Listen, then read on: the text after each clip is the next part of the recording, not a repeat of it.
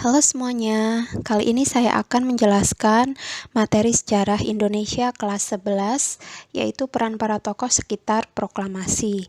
Indonesia telah merdeka pada tanggal 17 Agustus 1945, ditandai dengan peristiwa proklamasi kemerdekaan.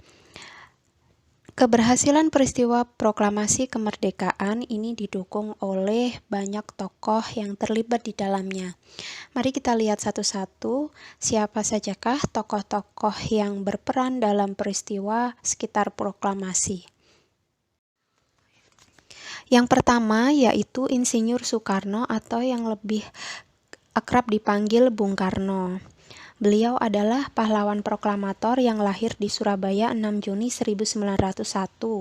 Soekarno telah aktif dalam berbagai kegiatan organisasi sejak masih belajar di Surabaya. Pada tahun 1927, beliau mendirikan Perserikatan Nasional Indonesia atau PNI yang setahun kemudian berganti nama menjadi Partai Nasional Indonesia. PNI tersebut merupakan wadah perjuangan Soekarno dan kawan-kawannya melalui jalur politik.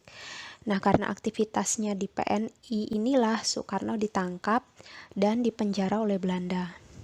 Pada masa pendudukan Jepang, beliau juga aktif dalam berbagai organisasi, di antaranya sebagai Ketua Putra Pusat Tenaga Rakyat, Chuo Sangiin atau Badan Pertimbangan Pusat pada masa pendudukan Jepang, PPKI, dan anggota BPUPKI.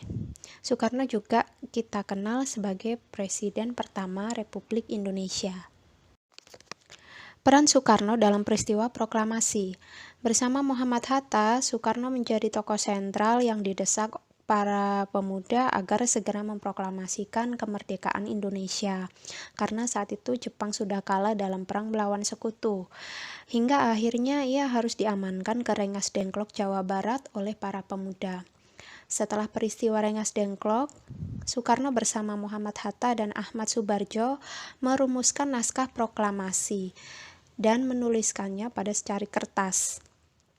Soekarno juga menandatangani teks proklamasi bersama Muhammad Hatta atas nama bangsa Indonesia dan membacakan teks proklamasi pada tanggal 17 Agustus 1945 di Jalan Pegangsaan Timur nomor 56 Jakarta. Nah, peristiwa proklamasi ini sebagai pernyataan kemerdekaan Indonesia. Tokoh berikutnya yaitu Muhammad Hatta yang lahir di Bukit Tinggi, Sumatera Barat pada tanggal 12 Agustus 1902. Pria yang akrab dipanggil Bung Hatta ini adalah pahlawan proklamator dan sejak muda sudah menjadi aktivis politik. Tahun 1921, Hatta menetap di Rotterdam, Belanda, kemudian bergabung dengan perkumpulan pelajar tanah air yang ada di Belanda, yaitu Perhimpunan Indonesia. Hatta kemudian menjadi Ketua Perhimpunan Indonesia pada tahun 1925. Tahun 1932, Hatta kembali ke Indonesia dan aktif dalam organisasi pergerakan bersama Soekarno dan tokoh-tokoh pergerakan nasional yang lain. Pada masa ini, Hatta pernah diasingkan ke Digul, Papua oleh Belanda akibat aktivitas politik Hatta yang dianggap membahayakan oleh Belanda. Pada masa pendudukan Jepang, Hatta menjadi salah satu tokoh pemimpin organisasi Putra atau Pusat Tenaga Rakyat dan aktif di BPUPKI serta PPKI bersama Soekarno. Peran Muhammad Hatta dalam peristiwa proklamasi yaitu terlibat secara langsung dalam perumusan teks proklamasi bersama dengan Soekarno dan Ahmad Subarjo.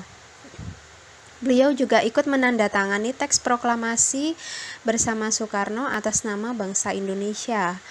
Hatta juga mendampingi Soekarno dalam pembacaan teks proklamasi kemerdekaan pada tanggal 17 Agustus 1945. Tokoh berikutnya yaitu Raden Ahmad Subarjo Djoyo Adisuryo atau yang lebih dikenal dengan nama Ahmad Subarjo. Beliau adalah Menteri Luar Negeri pertama Indonesia. Beliau juga berperan aktif dalam peristiwa proklamasi kemerdekaan. Lahir di Karawang, Jawa Barat 23 Maret 1896, Ahmad Soebardjo aktif di PI dan PNI pada masa pergerakan nasional. Ahmad Soebardjo juga aktif dalam organisasi PPUPKI dan PPKI sebagai anggota organisasi. Ahmad Soebardjo bisa dikatakan sebagai tokoh yang mengakhiri peristiwa Rengas Dengklok. Karena dengan jaminan nyawa Ahmad Soebardjo, akhirnya Soekarno dan Hatta beserta rombongan diperbolehkan kembali ke Jakarta. Nah, di Rumah Laksamana Maeda, Ahmad Soebardjo ikut serta dalam perumusan naskah proklamasi bersama Soekarno dan Hatta. Beliau secara langsung berperan aktif dan turut memberikan pemikiran tentang rumusan teks proklamasi. Berikutnya, Sukarni Kartodiwiryo. Sukarni merupakan salah satu tokoh sentral dalam peristiwa detik-detik proklamasi kemerdekaan. Namanya sering disebut dalam peristiwa Rengas Dengklok. Sukarni lahir tanggal 14 Juli 1916 di Blitar, Jawa Timur. Memasuki tahun 1930, Sukarni aktif dalam perjuangan kemerdekaan melalui jalur politik. Beliau bergabung dengan Indonesia Muda, yaitu organisasi kepemudaan Partai Indonesia atau Partindo. Pada masa pendudukan Jepang, Sukarni bersama tokoh muda yang lain membentuk Angkatan Baru Indonesia yang sekretariatnya berada di Jalan Menteng 31, Jakarta. Memasuki akhir Perang Dunia II, gejolak politik di Indonesia sangat luar biasa. Terdapat dua kubu pejuang, yaitu kelompok tua dan kelompok muda. Sukarni termasuk kelompok atau golongan muda yang menginginkan agar proklamasi kemerdekaan segera diumumkan. Mendengar berita kekalahan Jepang pada tanggal 15 Agustus 1945, Sukarni dan golongan muda mendesak agar Soekarno dan Hatta segera memproklamasikan kemerdekaan. Namun golongan tua yaitu Soekarno dan Hatta serta kawan-kawan memiliki pandangan berbeda dengan golongan muda. Karenanya pada tanggal 16 Agustus 1945, para pemuda membawa Soekarno dan Hatta ke Rengas Dengklok, tujuannya untuk mengamankan Soekarno dan Hatta dari pengaruh Jepang. Singkat cerita, Ahmad Soebardjo kemudian menjemput Soekarno dan Hatta. Para pemuda dijanjikan bahwa proklamasi kemerdekaan akan segera diumumkan. Di Rumah Laksamana Maeda, Soekarno, Hatta, dan Ahmad Soebardjo merumuskan naskah proklamasi. Naskah yang sudah disusun kemudian dibacakan di depan hadirin. Namun setelah disepakati, muncul masalah siapa yang akan menandatangani naskah tersebut. Maka Sukarni kemudian muncul dan mengusulkan agar Soekarno-Hatta yang menandatangani naskah tersebut atas nama bangsa Indonesia. Sukarni juga memimpin pertemuan untuk membahas strategi penyebarluasan teks proklamasi dan berita proklamasi kemerdekaan.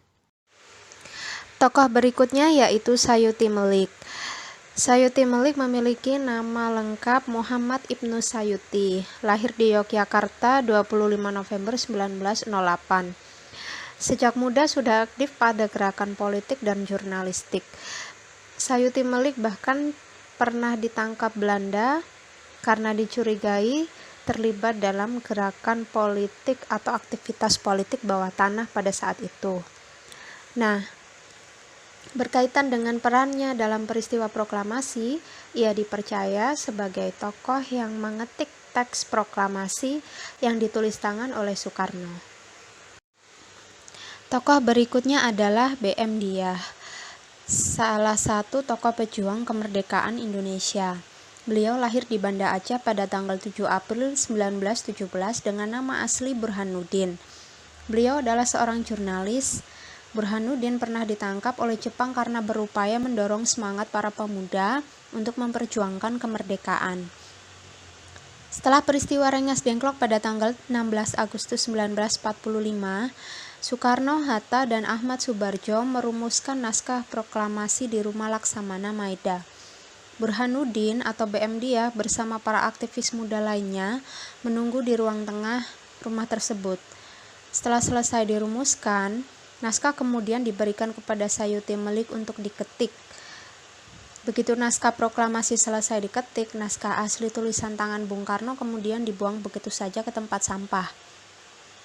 Burhanuddin atau BM Dia spontan mengambil naskah asli tersebut, kemudian menyimpannya. Nah, tindakan Burhanuddin tersebut menjadi pelengkap arsip nasional tentang peristiwa proklamasi kemerdekaan. Dalam kaitannya dengan proklamasi kemerdekaan, Burhanuddin Muhammadiyah atau BM Dia juga terpanggil untuk ikut menyebarluaskan berita proklamasi karena beliau sendiri juga seorang jurnalis ya.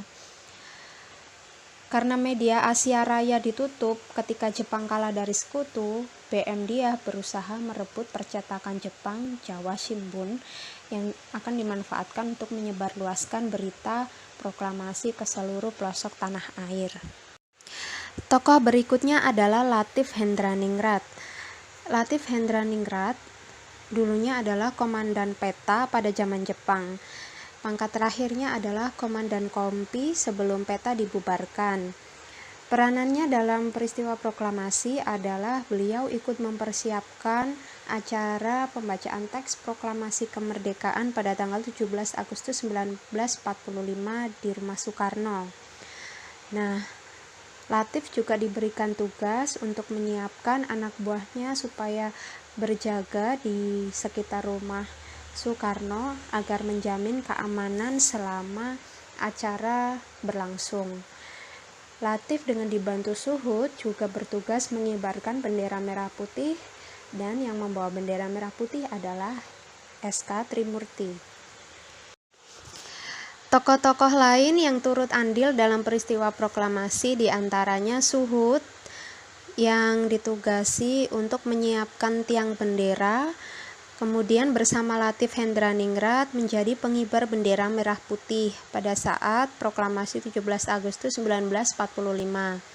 Suwiryo, Wali Kota Jakarta Raya, bertugas sebagai ketua penyelenggara upacara proklamasi kemerdekaan. Muwardi bertugas mengamankan jalannya upacara proklamasi. Sultan Syahrir ikut mendesak agar Soekarno dan Hatta segera memproklamasikan kemerdekaan. Syahruddin menyerahkan naskah proklamasi kepada Kepala Bagian Siaran di Gedung Radio Republik Indonesia. Hus dan Yusuf Ronodipuro menyiarkan berita proklamasi.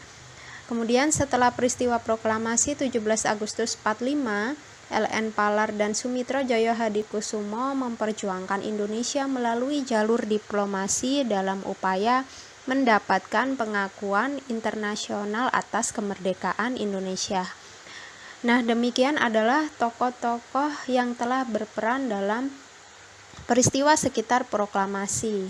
Terima kasih karena sudah menyimak. Sampai ketemu lagi di kesempatan berikutnya.